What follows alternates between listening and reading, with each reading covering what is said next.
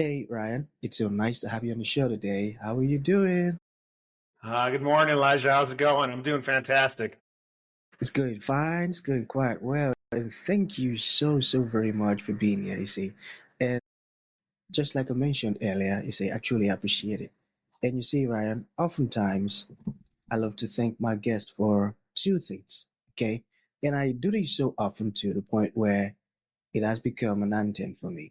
So firstly, Ryan, my man, I want to say thank you so very much for investing in yourself. You see, you are on this platform right now because you invested in yourself. And oftentimes, around, I love to make reference to the amazing mango tree. You see, some months back, I was on a particular road, and just by the roadside, there was this tall, unattractive mango tree.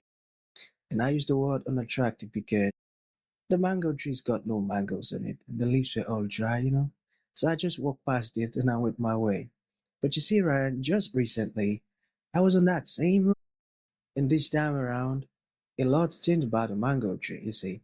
The mango tree caught my attention pretty good from a distance, and immediately I got the urge to move so close to it, of which I did, and it wowed me. Because now the mango tree's got a lot of mangoes on it, beautiful green leaves and healthy branches. Oh boy, it was a beautiful moment that day, I tell you. I was so excited. A special moment at that.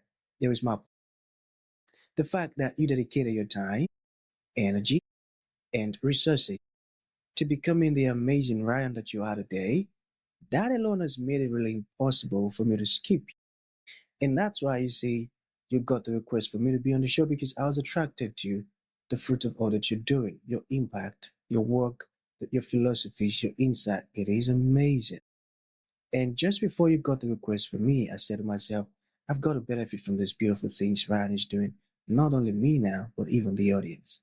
And here we are today with the amazing Ryan. So thank you so very much for investing in yourself, and thank you so very much for being here. Truly appreciate it, my man. Thank Much love and gratitude, Elijah. I mean, that's it's just such a beautiful intro. I have a lot of friends I always ask, you know, how come you always take the hard road? And I say I never see two roads. It's one of those aspects where it's the shortcut is the long way. And, like you said earlier, like all we can do is invest in ourselves, believe in ourselves, trust our higher power. For me, that's God, that, like we'll get through these trials and we'll see that mango tree just blossom, bloom, and grow. And, in such a short amount of time, about the last you. 90 plus Exactly. days, it's Mm, literally just everything's come into, just blossom. It's amazing. And, here's like the start to that, this morning, being here with you. And yeah, I'm just blessed. So thank you beautiful. so much. Beautiful. I love that. That's a great one. So I'm quite excited to have you on the show today, Ryan, for two reasons. Firstly, my interest in knowledge seeking. I believe in order for one to transition from a terrible situation to that of a beautiful one, Ryan, I believe it takes the application of knowledge, quality information, and not just knowledge now, but the application of it. And you see, Ryan, ever since I discovered that light in the Hebrew means knowledge, and darkness means ignorance. I've been so keen to knowledge seeking because I do not want to remain in the dark. So that's going to make our conversation today very important to me and even to the audience. And the second reason why I'm excited to have the amazing Ryan on the show is for the sake of the listeners. You see, Ryan, we live in an age where information is as abundant as grains of sand. We've got lots of information flying out there. So these folks trust me for quality, eye-opening, and very important information, of which I am totally convinced that our conversation is going to be insightful and impactful. So for that reason, right, my man, let's get started with your introduction. Talk to us about your personal or professional journey, because Yeah, right now we're just so absolutely. curious, yeah, and we want to know how you, Ryan, got here. And afterwards, I've gotten some beautiful questions for you. Okay, Ryan, Well, over to you. thank you, Elijah. Yeah, absolutely. I'm just a small town boy from Hoople, North Dakota, Tatertown, USA. It's a village of about 300, maybe 350 people. I graduated with 11 kids in my class. So, for those that know Laura Ingalls and Little House on the Prairie, yeah, kind of like that. And very small school, about 7 miles away from where I grew up. And, through times, I decided to join the Army when I was in college. And I served the U.S. Army for 23 years. And I retired a few years back as a lieutenant colonel in the infantry. So I was airborne and Ranger qualified. I served 4 tours total, Afghanistan, Iraq, and 2 tours in Saudi Arabia. And I left the military in 2022, and I joined the ranks of Fortune 500 America. And, I thought, hey, I got about 15 years until, retirement. And, I'll just enjoy this cubicle life, working risk management and focusing on, continuing the American dream, having the white picket fence, the house, a couple of cars, the kids, and all the different extracurricular activities and, family trips here and there. My transition didn't work out the way I had planned it, I guess. I thought it'd be easier. I could go it alone, and that didn't work out. All the ailments I had from my military times, a lot of injuries, my prescription drug addiction took hold, and also my alcoholism. And as that started to erode myself and, my family over time and space, it was 27 November 2023. I sobered up and started this journey of amazing sobriety and serenity. And I've been blessed every day. Of late, December 2024, the Lord, so graciously blessed me with Our Protector LLC, and I started my own business. And then in January here, just a few months ago, we started Our Protector Development, and we're releasing the first book, God Only Knows When the Devil Comes for You, A Second Chance at Life. Amazon just said 3 June 2025, it'll be the release date. So we can certainly pre-order that, so everything's ready to go in the queue. Knowing that Amazon is the largest book sales platform in the world. And, it's just such a blessing moving forward. So many doors have opened. This morning I'm here, with you, and, we're just a couple of brothers from other mothers. And it's just one of those aspects where we can grow and learn together, because I do believe that knowledge is power, and that ability to take in that information, create it into knowledge, and then from there project it across the world, just like you're doing on your platform here, allows us to come together and be more connected, as human beings rather than humans doing, and just out there over consuming and challenging the aspects of, not really taking on, our God-given purpose.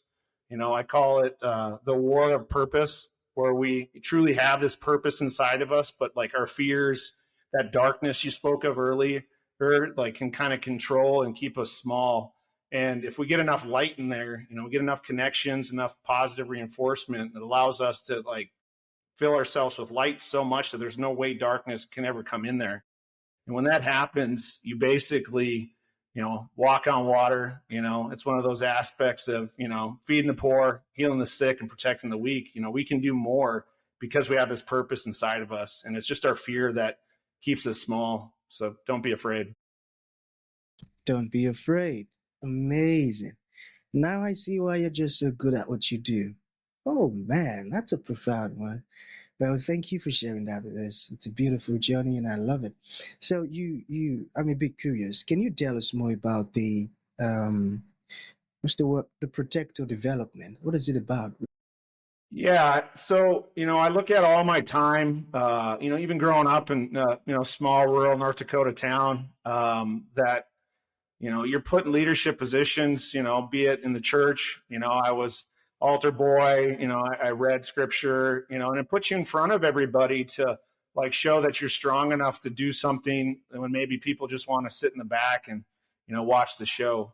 And as I moved through high school, I was the captain of, the football team, and I kind of had that natural leadership, just whatever it may be inside of me that, I just never quit. I had the intestinal fortitude to always overcome. I had knee reconstruction surgery 3 times in high school from playing football. And, it was one of those where you get back up one more time, right? You think of like Rocky, the Rocky movies, and you got Mickey sitting in his corner and he's like, you get up, you SOB, like you don't, like you can get up, you can do it again. And so that transitioned into the military. And so our protector development, there's two sides to look at it.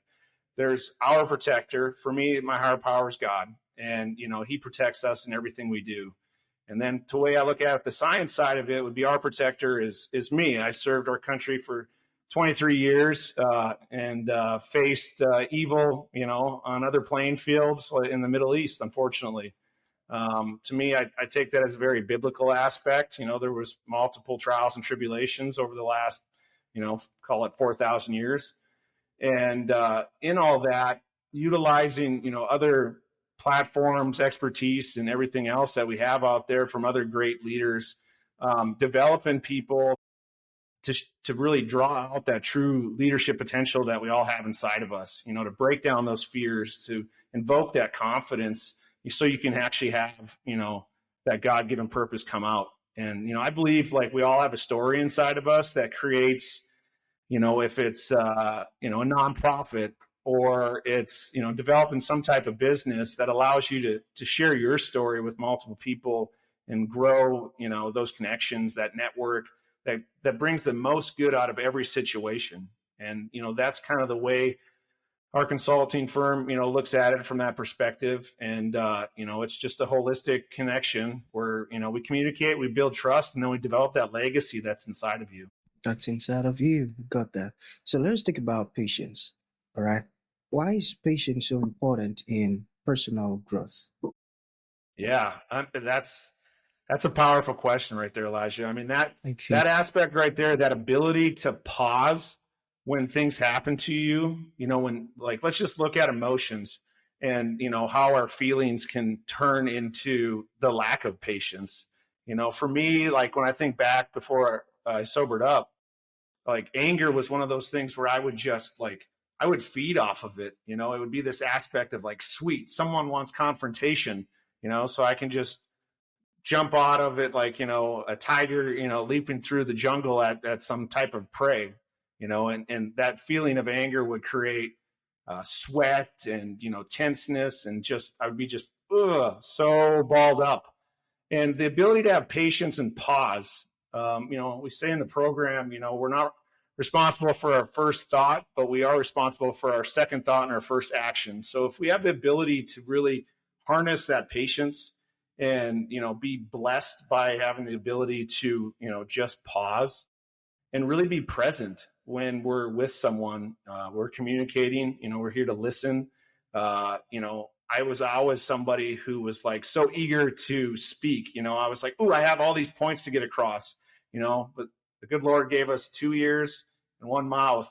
So I would say 2 outnumbers 1. So that aspect is you should listen first and speak later. So that patience is just a huge contextual aspect of having the ability to pause, be grateful for what you currently have because someone out there has less.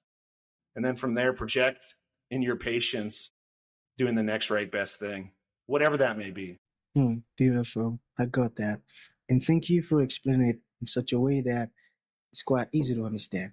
So still on emotions, all right? How do emotions affect our highs and lows in life, Mr. Buttress? Yeah, I mean, that's actually perfect. As I think about the second book that'll be coming out, The Icarus Effect, and we all have feelings, and I think as men we have feelings too, and that gets lost sometimes when we don't allow those patience through our feelings to actually allow us to move through our emotions and the different emotions you can have as you maybe aren't listening, and that ability to take on whatever we are feeling at that time.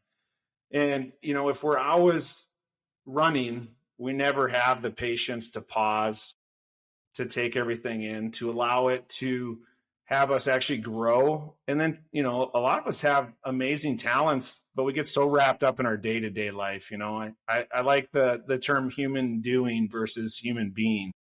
And, being is being present, being constantly focused on others rather than yourself. Now, there is self-care. I mean, we all need to take time for ourselves, and so we don't burn out and we don't, keep charging into every wall or hill or whatever it may be.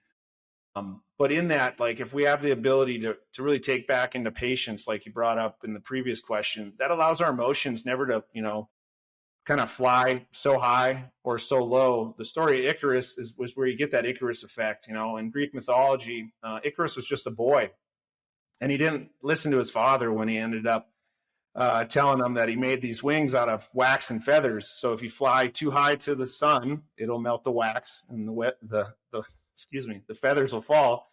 Or if you fly too close to the sea, the feathers will get wet, and they'll obviously not be able to fly either. So you have to really allow your emotions to kind of just be that constant, even playing field that gives us, those chances to, really, I think I describe it as be like San Diego, be 7-2 and sunny.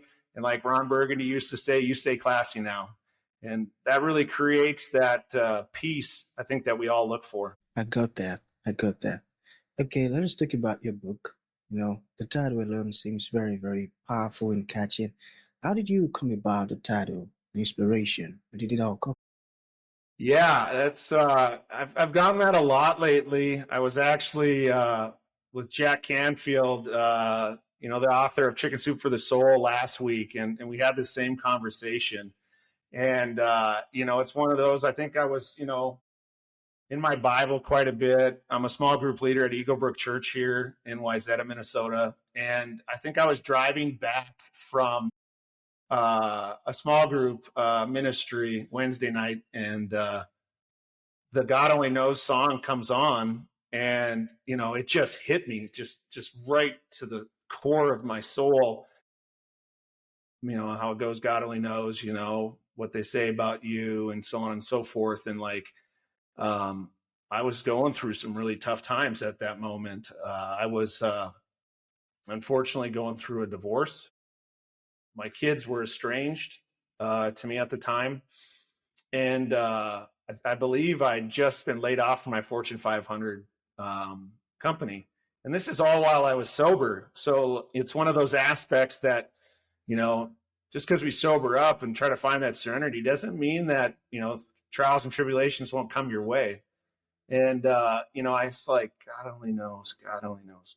God only knows when the devil comes for you, a second chance at life. And he gave me the second chance of like, how will I do better? Like, what is my true purpose? What will I fight for?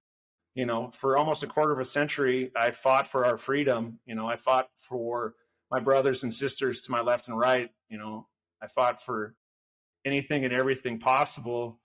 And today, now I understand that my purpose is to help others. And in that, I want to build myself to break. So where you mentally, from that perspective, when the devil comes, because God knows I don't, that I'm ready for whatever he might put in front of me, knowing that like we're on this platform here today, and some people might not believe in a higher power, which is totally fine. They could believe in any type of thing.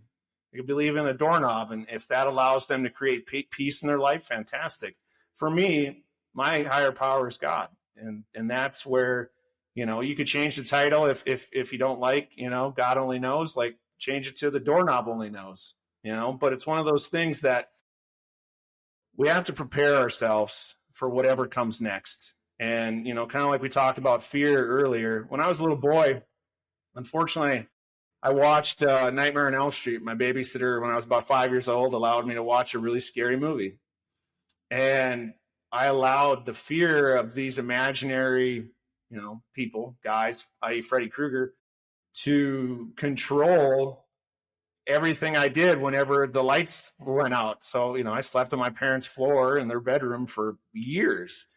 And, it's one of those things that we need to protect ourselves. We need to protect our children, and we need to protect others from all of those things that we can be afraid of. Sometimes on the news, there's a lot of things that cause, fear that are outside of our control. You can't do anything about it. And it ruins our day.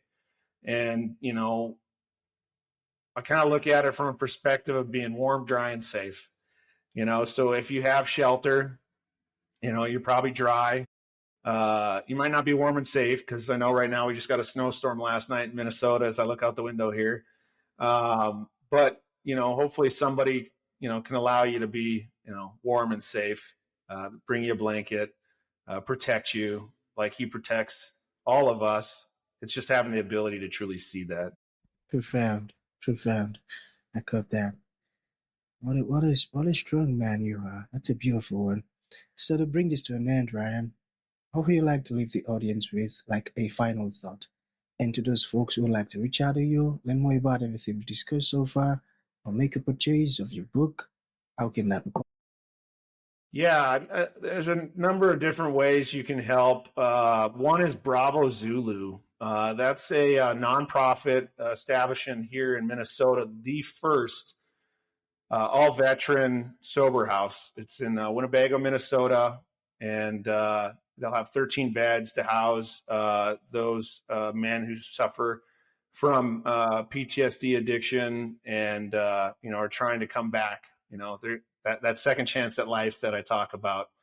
And we're looking at establishing a woman's Bravo Zulu here in Minnesota, and then the goal will be to bring it to every state in the nation.